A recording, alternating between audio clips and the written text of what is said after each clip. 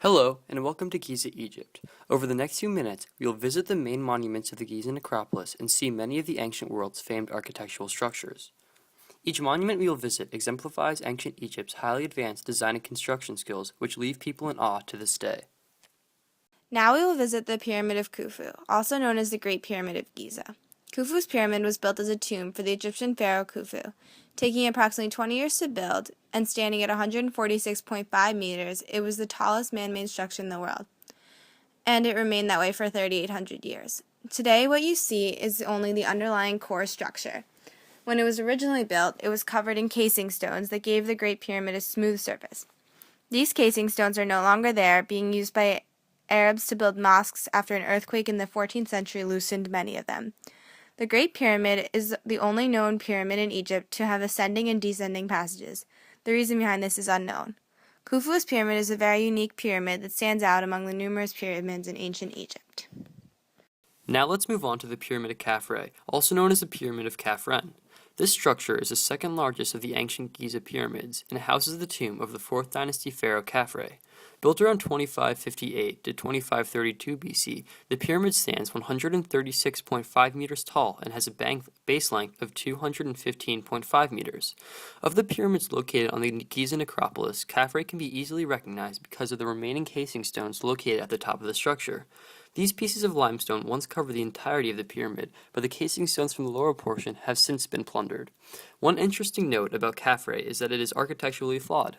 Unlike its neighbor, the Great Pyramid of Giza, the four edges of the structure do not intersect at one point at the top. Because of this lack of alignment, the pyramid exhibits a slight twist at the upper portion so that the structure can appear more fluid. Let's take a look at the Pyramid of Menkaure. The Pyramid of Menkaure is located in the southwestern outskirts of Cairo, Egypt, on the Giza Plateau, and can be easily recognized since it is the smallest of the three major pyramids at the Giza Necropolis.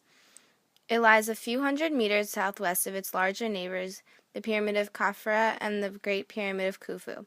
The Menkaure Pyramid used to stand at an original height of 65.5 meters, but now it stands at 61 meters tall with a base of 108.5 meters. This pyramid was primarily constructed from limestone and granite since the Egyptians could simply cut these rocks into larger blocks. Frankly, it was much easier to cut these blocks than to move them. These limestone and granite blocks were great for building pyramids because they provided a great sturdy foundation. In the mortuary temple, the base and the inner core were made of limestone while the floors were made of granite. On the other hand, the foundation of the Valley Temple was made of stone, but both were finished with crude bricks. The pyramid's construction date is unknown because the reign of Menkaure has not been accurately defined.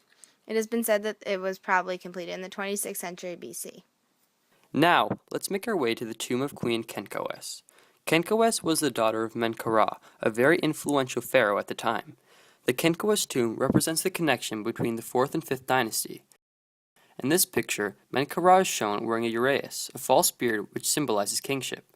Standing next to him is the queen, whose tomb is often referred to as a pyramid, as its appearance shares the basic characteristics of a step pyramid. The Kenko tomb was built into a cube of bedrock from the remaining stones that had been quarried for the pyramids of Giza.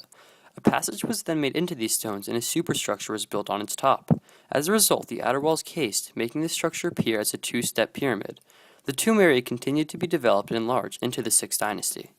A settlement was arranged to the east of the tomb, either lived in as part of religious rituals or perhaps by employees involved in rituals around the Giza funerary area. The structures around her tomb merge into the Valley Temple of Menkaure, which indicates that Kenko was in fact the daughter of Menkaure. So far, all of the monuments we have visited have been tombs for pharaohs, but not all of the Egyptian masterpieces were for the dead. The Sphinx is the largest statue in the world and the oldest. It is 73.5 meters long, 6 meters wide, and 20.2 meters high. The Sphinx is a mythical character based on a Greek legend of a beast that has a body of a lion, head of a woman, and the wings of a great bird. The Egyptian Sphinx is slightly different from a Greek Sphinx.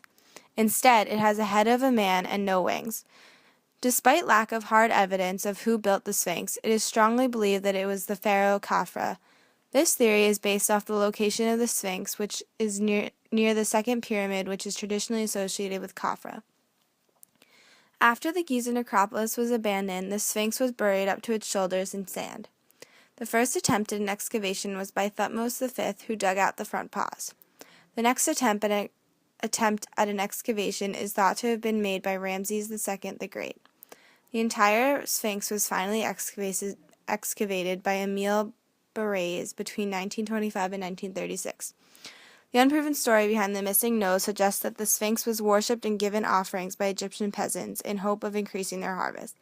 They believed that the Sphinx was the talisman of the Nile on which the flood cycle depended on. A Sufi Muslim, Muhammad Saim al-Dahar, found the peasants worshipping the statue and was extremely angered. Out of anger, he chiseled off the nose.